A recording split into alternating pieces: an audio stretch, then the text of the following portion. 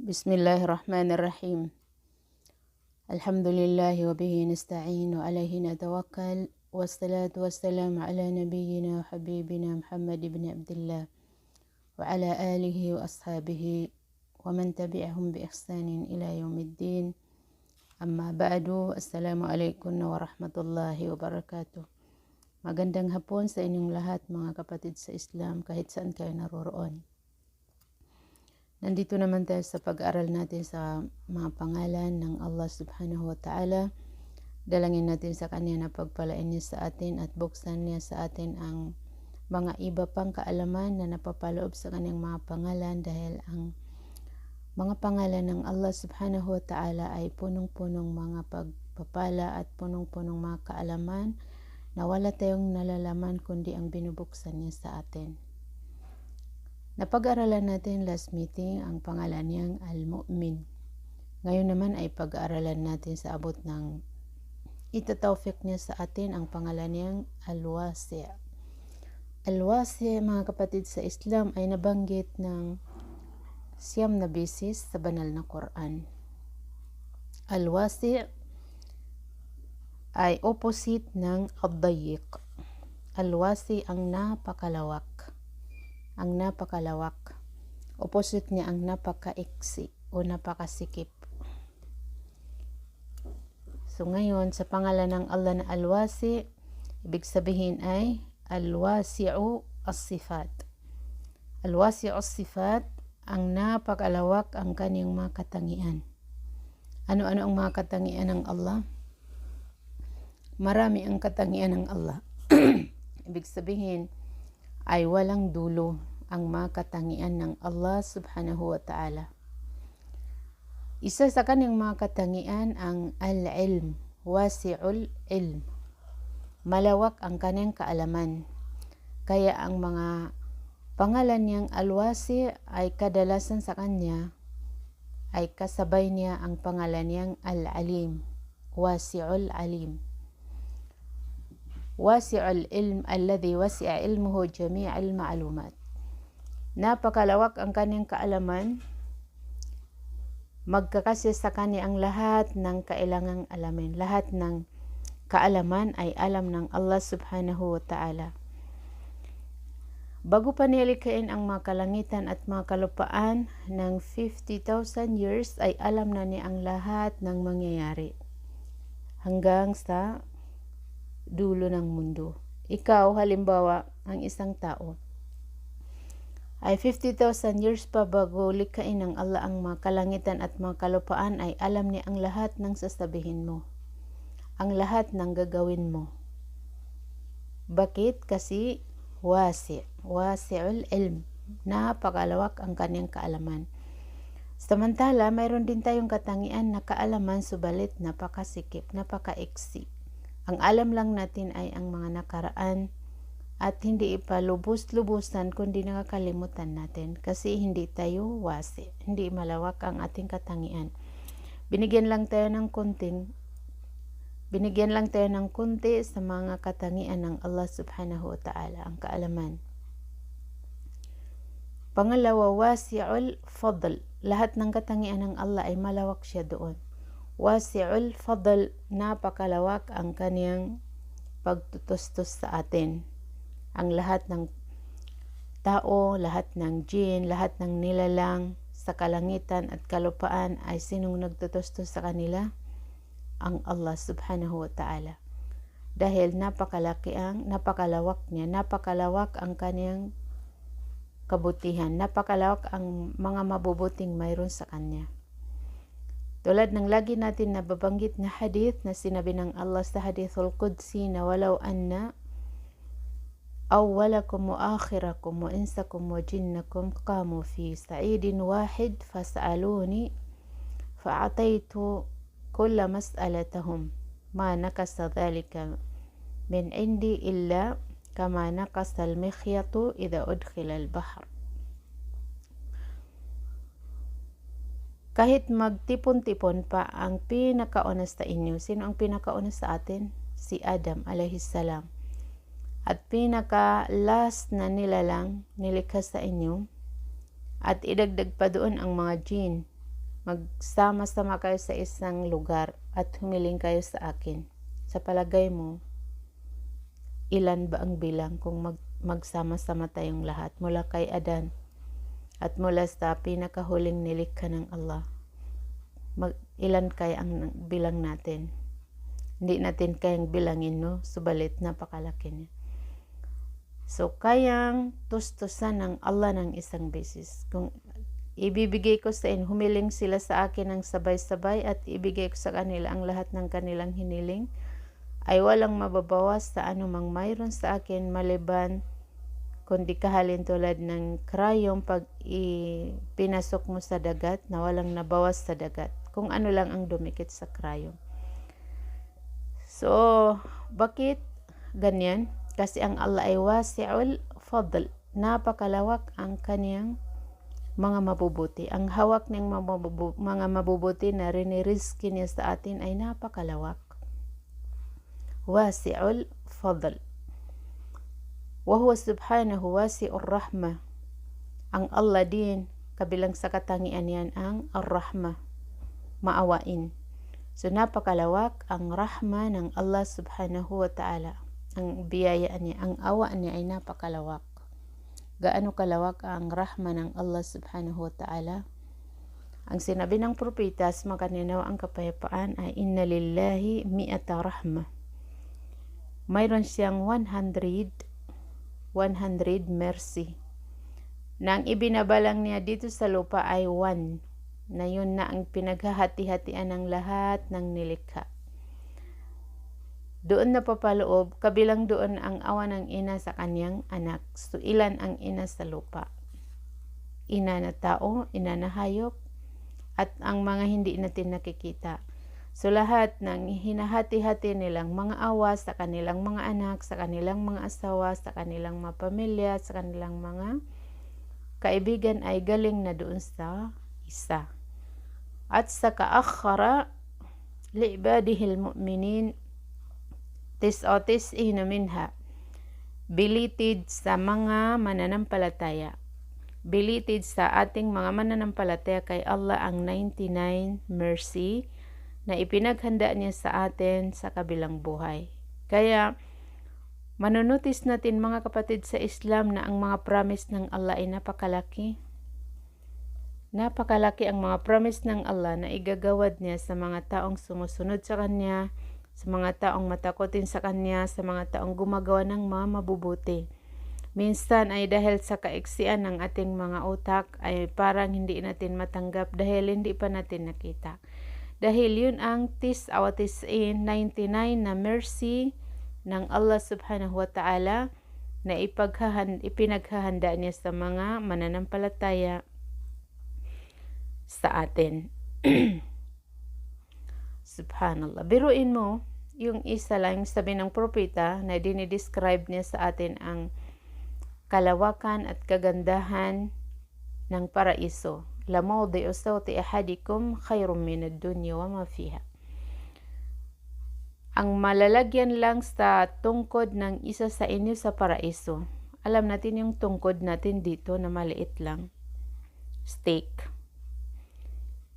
Yung malalagyan lang doon sa steak mo ay mas malaki ang kanyang value kaysa mundo at ang laman ng mundo. Subhanallah.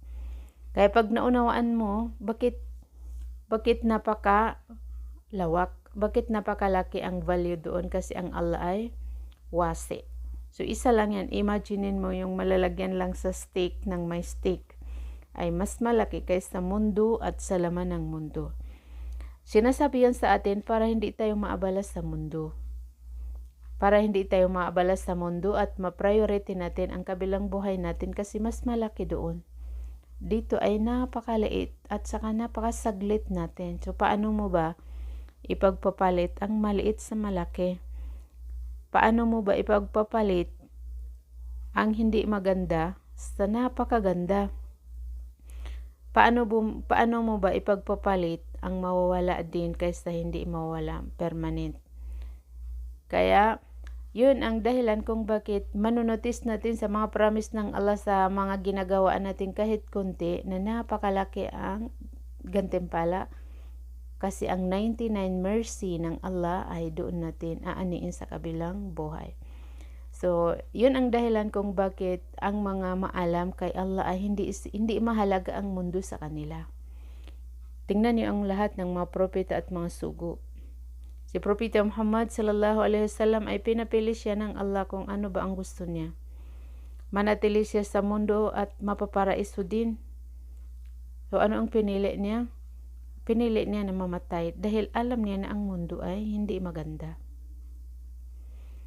Pinapili siya kung magiging mayaman ba siya na propeta sa mundo o magiging pobre. Ang pinili niya ay pobre. Kasi takot siya na baka maabala siya sa mundo. Ang mundo ay nakakaabala.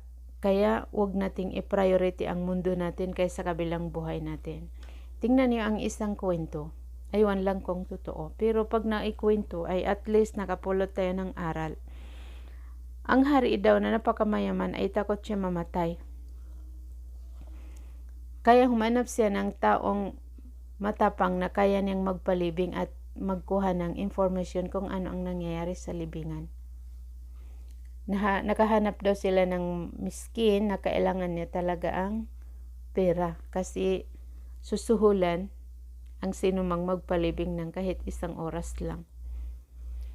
Yung nagpalibing na lalaki, dahil kailangan niya ang pera, ay noong hukay nila at ibibigay sa kanila ang suhol, ay tumakbo daw siya. Sabi daw nila, bakit tumakbo ka? Ipapareceive sa'yo ang price mo. Sabi niya, ayaw ko na, sa inyo na. Dahil ang nasa akin lang ay isang kutsilyo. At saka alam ba ninyo na isang oras inimbestiga sa akin ang isang kutsilyo yan? Kung saan ko ba kinuha at saan ko ginagamit. So kung mahirap sagutin ang isang kutsilyo, sabi niya ay how much more kung bibigyan niya ako ng pera. Sa inyo na yan.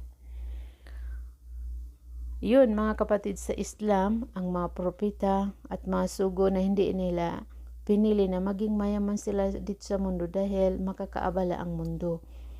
At ang binigay lang dito ay napakaliit. Ang binigay lang dito na mercy ng Allah ay iisa na yun ang pinaghahati-hatian natin. Samantala, ang 99 ay doon. So, huwag natin ipagpalit ang 1 sa 99. At ang 1 na ito ay mawawasak din, masisira din. Wasi'ul maghfirah. Ang Allah ay wasi'ul maghfirah. Natapos natin yung katangian yan. Ar-Rahma, napakalawak ang kanyang rahma. Wasi'ul maghfirah, napakalawak din ang kanyang maghfirah, ang pagpapatawad. Anong sabi niya sa banal na Quran? Qul ya ibadiyalladhina asrafu ala anfusihim la taqnatu min rahmatillah innallaha yaghfiru dhunuba jami'a. Sabihin mo sa aking mga alipin, ya ibadi, o aking mga alipin, huwag kayo mawala ng pag-asa dahil ipapatawad ko ang lahat ng kasalanan. Ipapatawad ko ang lahat ng kasalanan. La taqnatu min rahmati. La taqnatu min rahmatillah innallaha yaghfiru dhunuba jami'a. Sa katunayan ay ipapatawad ng Allah ang lahat ng kasalanan sa mga taong humihihiling ng kasalanan. Sabi pa niya sa Hadithul Qudsi, kahit lahat kayo magsama-sama, lahat ng tao at lahat ng jinn, ay magiging kahalid tulad sila ng puso ng pinakamasama sa inyo. Sino ba ang pinakamasama sa lahat ng nilikha ng Allah? Ang Iblis ba o si Fir'aun? Ang Iblis ay hindi lang siya nagtirapa, hindi lang siya sumunod kay Allah. Subalit si Fir'aun ay ginawa niyang Diyos ang kanyang sarili. Nagpasamba siya at inangkin niya na siya ang tagapaglikha at pinahirapan niya ang mga tao. Pinapatay niya yung mga kalalakihan sa mga angkan ni Israel at ginagawa niyang alipin ang mga kababaihan sa kanila.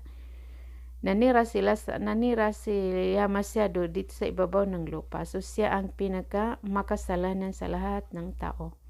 mula sa simula hanggang sa katapusan ay walang kahalintulad ang kasamaan ni Firaun. So kahit na lahat ng tao ay maging Firaun, tapos ay humiling sila ng kapatawaran kay Allah, ay papatawarin sila ng Allah. Subhanallah. Bakit? Kasi wasi'ul maghfirah. Napakalawak ang pagpapatawad ng Allah subhanahu wa ta'ala. Kahit napuno mo pa na kasalanan ang mundo, pagitan ng mundo at pagitan ng langit at lupa, tapos ay lalapit ka sa Kanya at humiling ng kapatawaran, sasabihin mo na nagkamali po ako o Allah, kaya patawarin mo po ako, ay mahanap mo siyang papatawarin Kanya. So lalo malawak ang kapatawaran ng Allah sa Ramadan. Sa Ramadan, ilang araw lang ay sasapit na ang buwan ng Ramadan. Pinagdadasal natin kay Allah na maabot natin ang Ramadan, na tayo ay mga malalakas. Tawfikan nawa niya tayo ng mga mabubuting gawa sa Ramadan, na kung saan napapaloob din ang Laylatul Qadr. So malawak na ang kapatawaran ng Allah at ang Kanyang mercy sa mga hindi Ramadan, subalit mas lalo niyang pinapalawak sa buwan ng Ramadan. Kaya sinabi ni Propeta Muhammad sallallahu alaihi wasallam na napakamalas ang taong sinapit siya ng Ramadan na hindi siya napatawad ng Allah subhanahu wa ta'ala, na wasi'ul maghfirah, yaghfiru dhunuba jami'an, sa mga taong hihiling ng kapatawaran. Sa mga taong hihiling ng kapatawaran. Wasi'ul azamati was sultan, napakalawak ang Kaniyang kapangyarihan. Napakalawak ang Kaniyang kaharian. Lahat ay sa Kaniyang kamay. Lahat ay sa Kaniyang pagmamayari. Ang sarili mo ay sa Kaniyang pagmamayari. Ang hininga mo ay sa Kaniyang pagmamayari. Ang mata mo, ang paningin mo ay sa Kaniyang pagmamayari. Lahat ng nakikita at hindi nakikita ay sa Kaniyang pagmamayari. Ganyan kalawak ang Kaniyang kaharian. Walang hindi sakop ng Allah subhanahu wa ta'ala. Sa palagay ba niyo ay may mga nilalang na hindi natin nakikita? Oo, mas marami. Mas marami ang mga nilikha ng Allah na hindi natin nakikita. Ang mga anghel, nakikita ba natin o hindi? Hindi natin sila nakikita. So, sa pagmamayari pa rin sila ng Allah, sakop pa rin sila ng kaharian ng Allah subhanahu wa ta'ala, dahil siya ay wasi'ul azamati was sultani wal mulk. Napakalawak ang Kaniyang kadakilaan at ang Kaniyang power at ang Kaniyang kaharian. Malawak masyado. So mayroon pang mga nilikha ng Allah bukod pa sa mga anghel na hindi natin nakikita, tulad ng mga jinn, na mas marami ang mga jinn kaysa mga tao. So marami pang hindi nakikita na hindi ipinangalanan ng Allah subhanahu wa ta'ala, na hindi natin alam, subalit mas marami ang hindi natin nakikita sa mga nilikha ng Allah subhanahu wa ta'ala. So lahat-lahat yan maluwang sa kapangyarihan ng Allah subhanahu wa ta'ala. Maluwang sa kapangyarihan ng Allah subhanahu wa ta'ala, sakop niya silang lahat. Wasi'ur rahma, wasi'ul maghfira, wasi'ul azama. Yashmilu jami'a sifat, naaangkop niya, na papaloob sa kanya ang lahat ng katangian ng Allah ay lahat napakalawak, at ang lahat ng connected sa mga katangian ng Allah subhanahu wa ta'ala ay mahahanap natin na lahat napakalawak.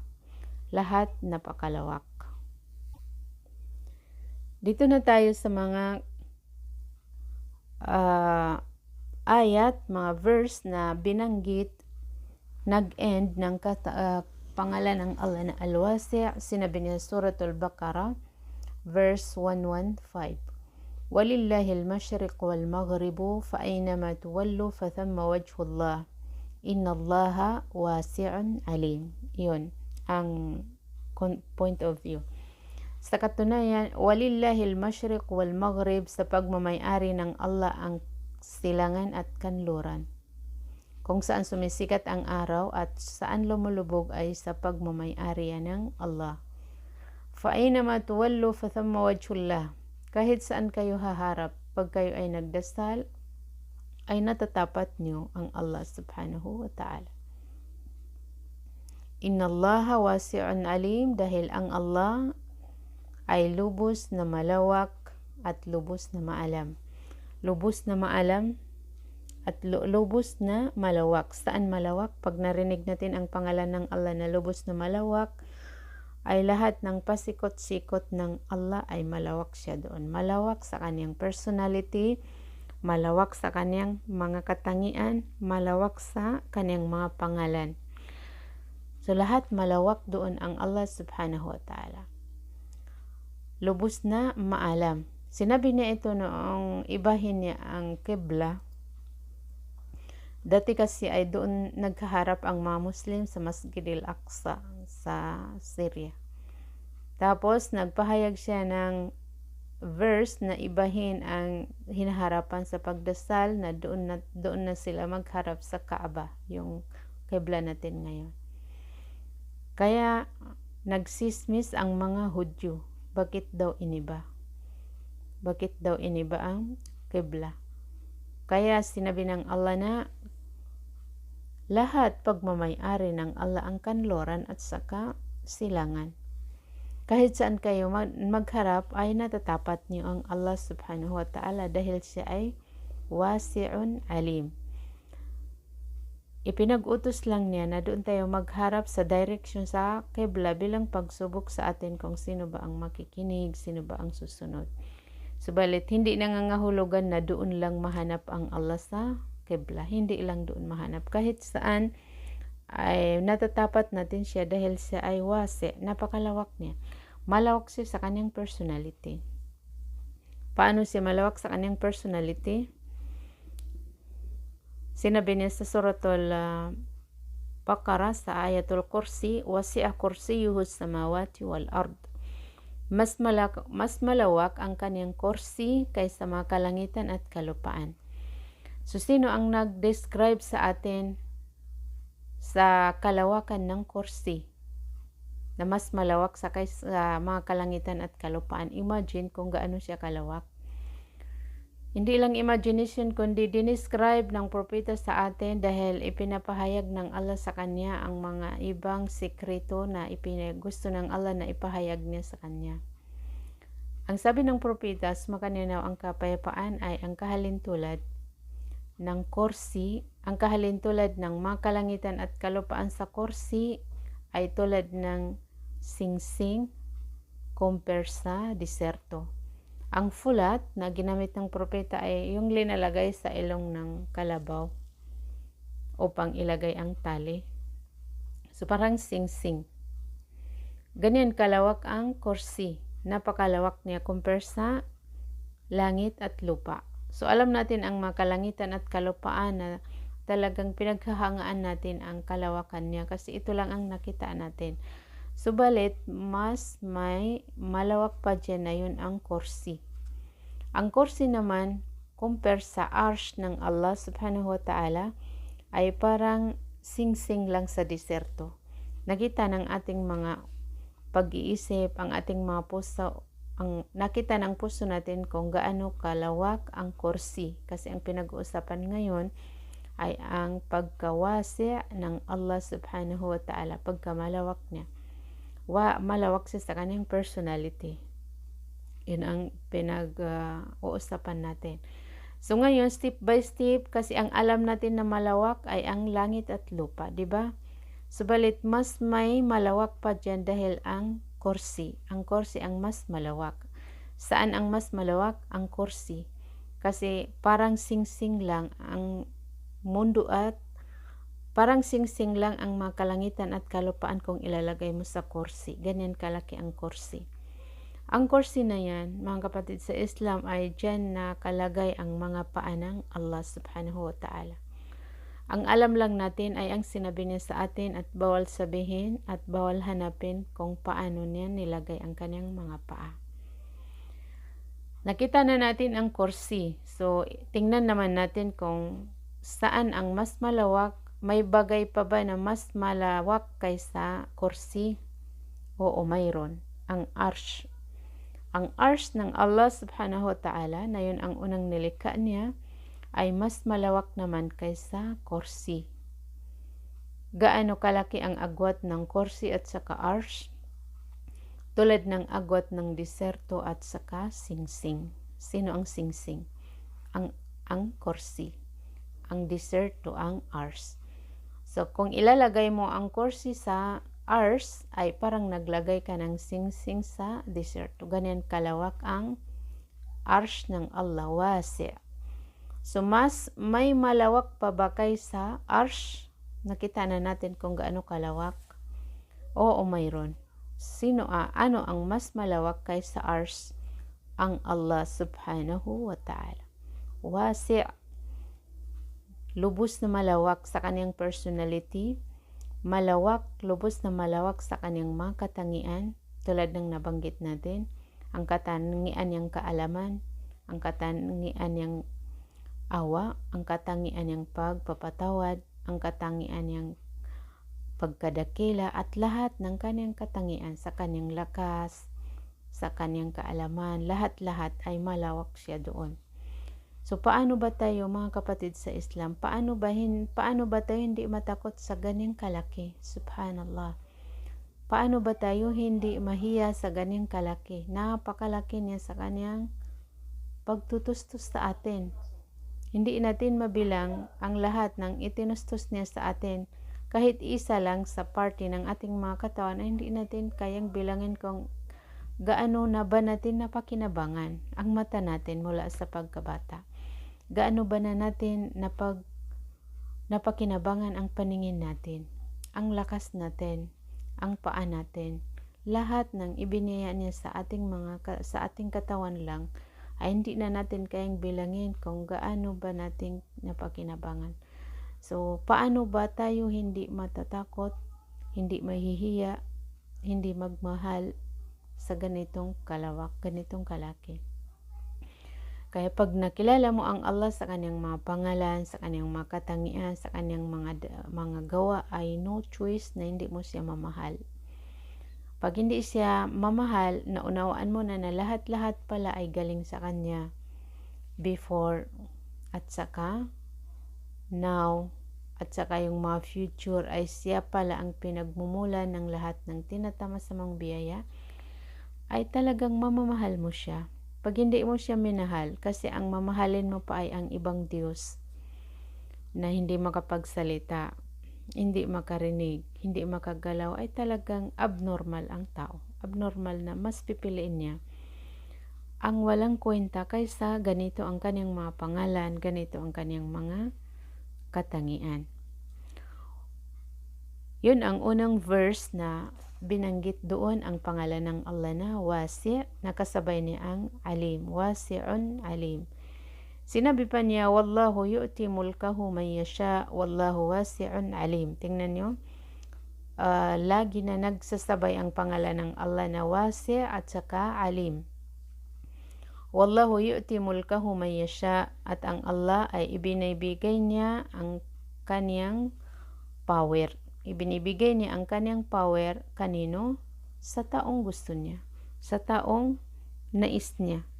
Wallahu wasi'un alim, ang Allah ay lubos na malawak at lubos na maalam. So kanino ibinibigay ng Allah ang power? Sa taong nais niya. Ibig sabihin, ang sino mang may hawak na power, malaki man o maliit, ay ang Allah ang nagbigay sa kanya. Dahil ninais ng Allah na bigyan niya ng power. Minsan binibigyan ka ng power para sa kabutihan ng pangkalahatan, dahil alam ng Allah na qualified ka, alam ng Allah na gagamitin mo sa tama para sa kapakanan ng kalahatan. Minsan naman ay binibigay niya na bilang pagsubok sa iyo kung gagawin mo ba sa tama. Gagamitin mo ba sa tama ang power mo o hindi? So lahat yan pananagutan ng binigyan ng Allah ng power. Sinabi pa ng Allah na mathalu alladhina yunfiquna amwalahum fi sabilillahi kamathali habbatin ambatat 7 sanabil fi kulli sumbulatin 100 habba wallahu yudha'ifu liman yasha'u wallahu wasi'un alim. Ang kahalintulad ng mga taong ginagastos nila ang kanilang mga kayamanan sa landas ng Allah ay tulad ng isang buto na tumubo ng 7 sanga. Tumubo na may 7 sanga at lahat ng sangang ito ay bumunga ng 100 na buto. Naging 700 na ang isang buto mo. Wallahu yudha'ifu liman yasha. Ito ang point of view. Ang Allah ay minumultiply pa niya sa taong nais niya.